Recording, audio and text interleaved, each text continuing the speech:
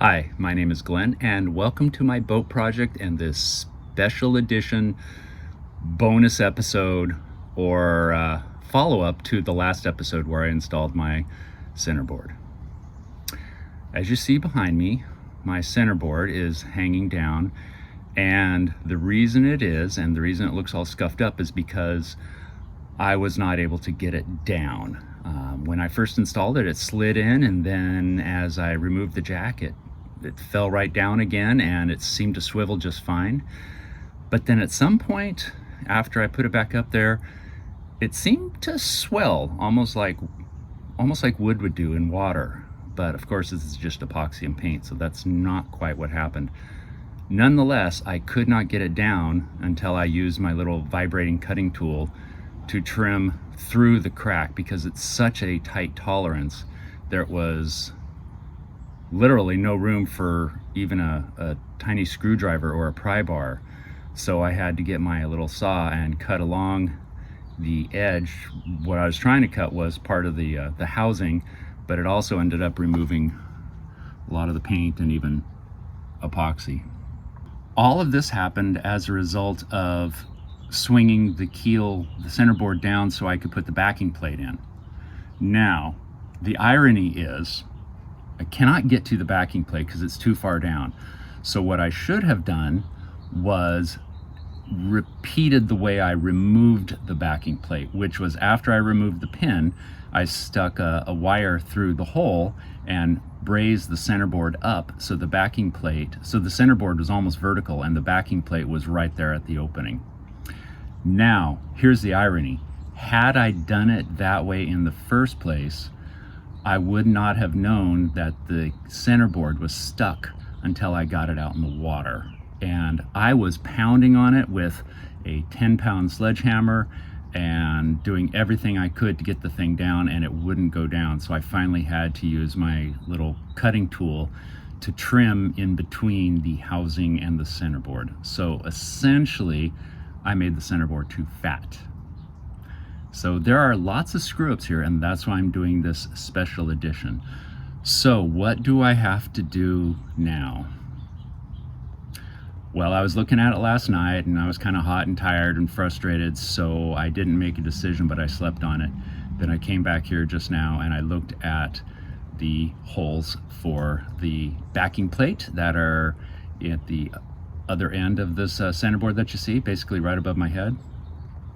And they're way too far to reach. They're at least 12 inches away from the opening, and it's about a 3-inch slot, so I can't get in there. And to make matters worse, this thoughtless guy you're looking at right here didn't even remove the tape. So even if I could reach it pretty well with some extended fingers, you know, those little, I don't know, it's like a little rod thing that has a little fingers at the end to grab bolts that fall in small places. Even if I could wrangle a bolt in at the right angle and turn it and get it started, I wouldn't be able to do that because the stupid tape is in the way. And I just tried to remove the tape and there's no way it's coming out. So guess what? I'm taking this thing out again. But do it right. So like I said, that's the irony. Because I did it wrong, I was able to fix something else I did wrong that I wouldn't have known about had I done the install correctly. So, there's your learning. I freed it up. I'm glad my hand wasn't in the way. I dug a little trench so I could get it in a more upright position so I could reach the backing plate, but that did not work. Here I managed to cut down the epoxy all the way down to metal. So I have some patching to do and some sanding.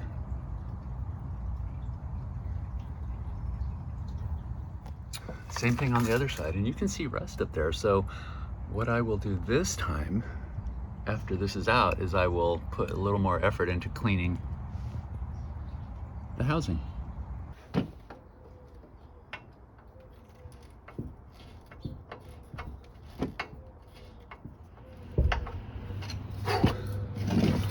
it's gonna fall any second.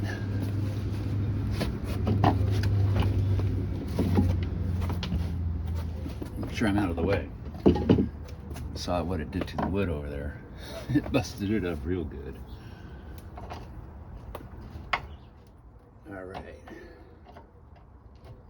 it's unscrewed. A better idea of removing the centerboard would probably be to remove the pivot pin first and then lower the entire centerboard down using the cable and winch. I think I need pliers to get that out.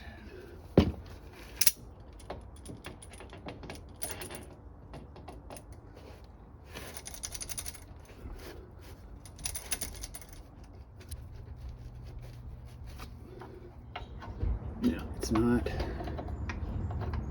coming out. There we go. That worked.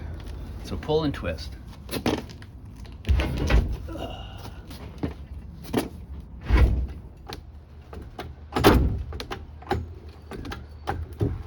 Glad it's working.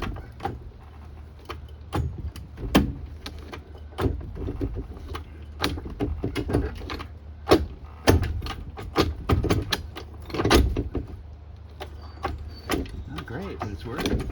Here we go, look at that. Oh, Glenn, you're a genius. Not that way. Oh well. A little look at the underside of the centerboard housing.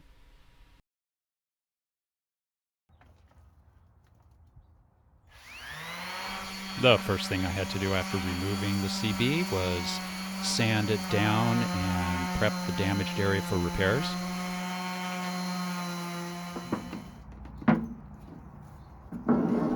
Then I cleaned it with alcohol.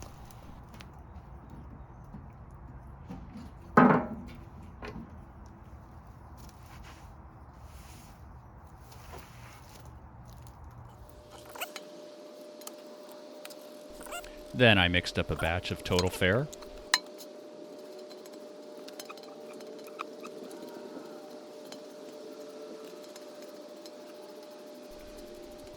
I used it to fill the low points and the gouges.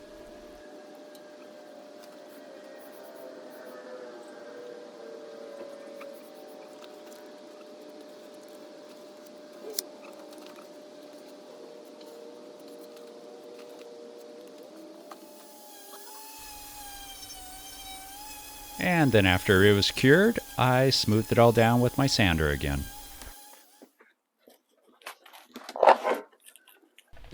I had somebody help me lower the centerboard from the table to the ground, but then I dragged it in underneath the housing, as you see me struggling here, but it really wasn't all that bad.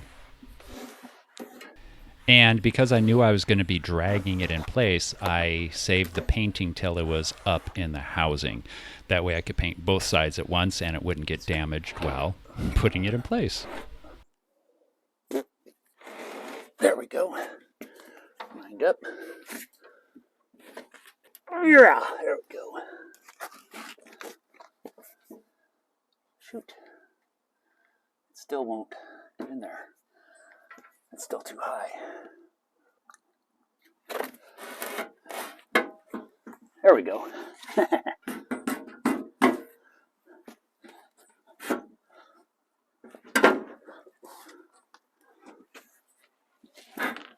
we go.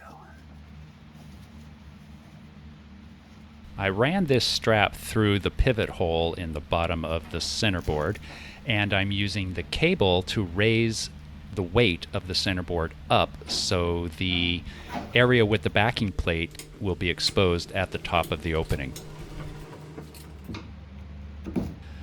But before I can install the backing plate, I have to remove the stupid tape that I keep forgetting about. Now, I need to try to get this in those two holes without dropping it.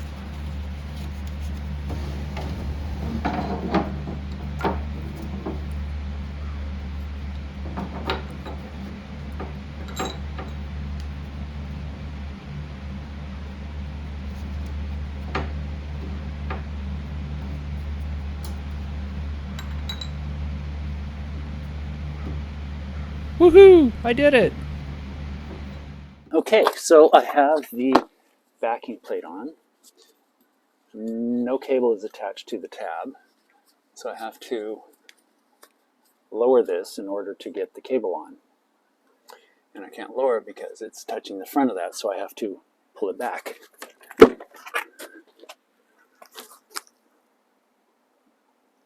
Yeah, the tab's halfway up there. No way I can reach it. So this needs to go back just a little bit, and it's gonna fall. You ready?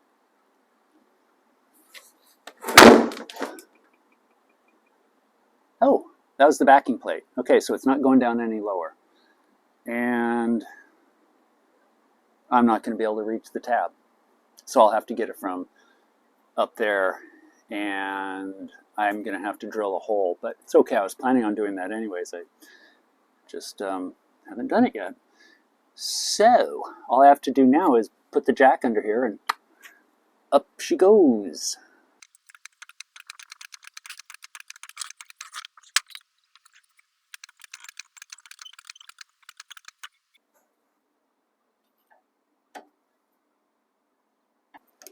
What the fuck is that? Son of a... There's a loose piece right here. Damn it. Shit.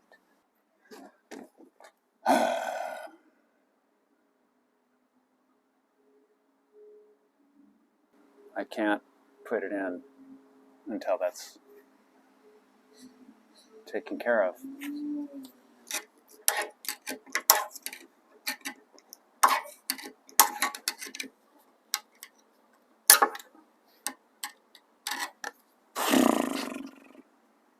So, what do I do about it?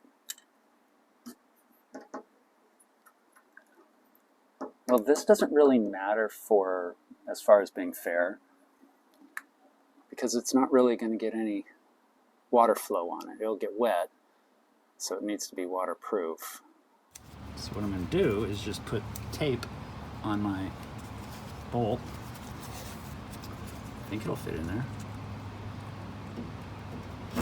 Yeah, there we go. All right. So I don't want to make it thick. I'm applying the Total Protect to help protect that metal, and also it's a primer so I can apply the paint to it. Wow, I made 4 ounces just because I couldn't really measure less than that. So one thing that's a really good idea to do before you mix up epoxy is have some other areas prepared that need epoxy, just in case you have any left over. What I did when I was applying this green, a thickened epoxy, I went inside the boat with my leftovers, and I have some on the sole, some areas on the sole that needed filling. Just, you know, low areas, kind of lumpy, bumpy, left over from manufacturing. Not very pretty, smooth work. I'm rather surprised. Unless it was an after, previous owner did that. Okay, I'm all set. This guy is ready to be put back in. I need to take off the bolt that I had wrapped up in tape. So the job right now is to put the jack under here, raise it up, and insert the bolt. I'm going to put a mark right here so I know when I'm under this if I'm lined up or enough. So it not only has to go up, but it has to go the right forward or back. So I'm going to first remove this tape so the bolt is all ready to go. Yay, Glenn. Not like the tape at the other end of this thing that I let stay on there, and then it seems like there's a little bit of a gunk inside because they didn't screw in as smoothly as they should have. So I'm not very happy with myself about my lack of preparation. And this is a piece that chipped off. And I think it happened because of the strap I put in there and just put too much pressure on it. But I don't know if you can tell, it's kind of black. And I got a comment on my centerboard restoration video. Somebody told me that using the wire brush and making it all shiny makes it so the epoxy will not stick. This person recommended sandblasting the whole thing because that would have given it, you know, thousands of little indentations, little dents from the sand for the epoxy to stick to. And I agree. I should have done it that way. It would have been a lot less work, and you know, $100 or $200 I think would have been worth it to pay to do that. And it's not that I didn't think of it. I just thought of doing it this way, the way I did it, and didn't see anything wrong with it at the time. I do now, though. Okay, so the bolt is right there. It's all ready to go. And I'll attach the cable when it gets up to the top. I'm going to drill a big 4-inch hole in the side of the housing. Alright, so it needs to go forward quite a bit. So I'm going to build these up because I'm going to get back there and give it a little shove. And if this tumbles, I don't want it to go too far, so this will catch it. Oh yeah, I guess I'll give it a shove.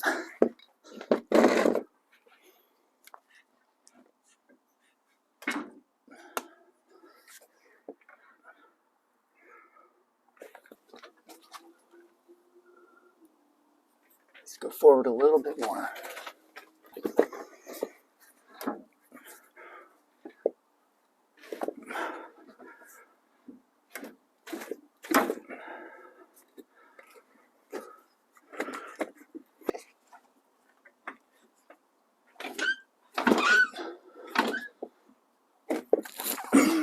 I don't know if it's just going back and forth. Actually, looks like it might be in the right place.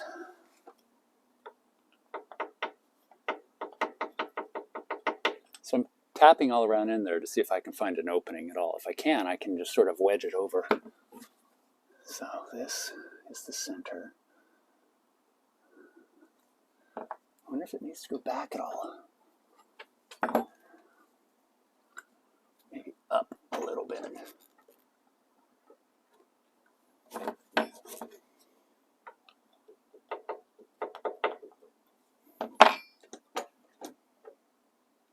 Up a little bit more. Oh, bingo. All right, so it did need to go up a little bit more. So that's one thing you might want to do is take a picture or measure how much is sticking out the bottom so you know how high to put it. And then that little line that I marked, you can line that up with the dead center of that hole. Because it's really hard to get a light in there and your eyeball to see.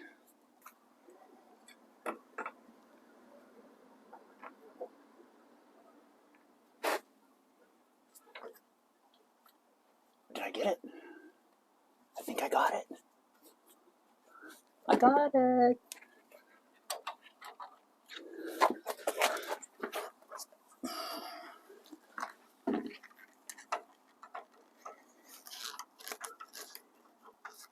I'm so glad I didn't seal this up.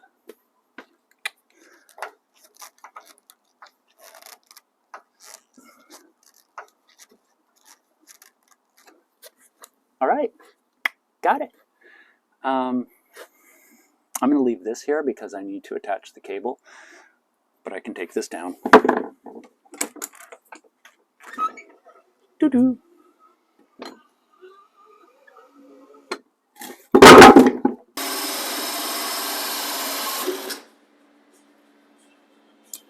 And there we go.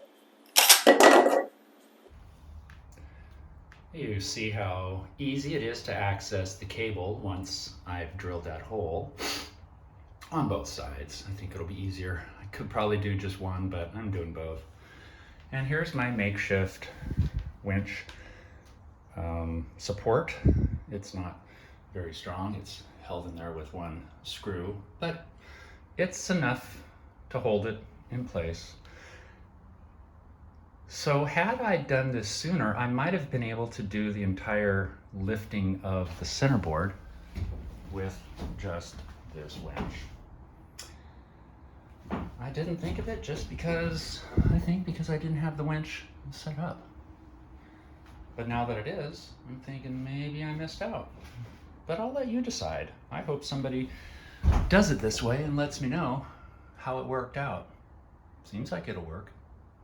All right, I first want to go over the steps to removing the centerboard. So you figure out whether you have to remove the trailer, elevate the boat, maybe keep the trailer on. I don't know what the trailer configuration is of all trailers. I can't say for sure. It cannot be done.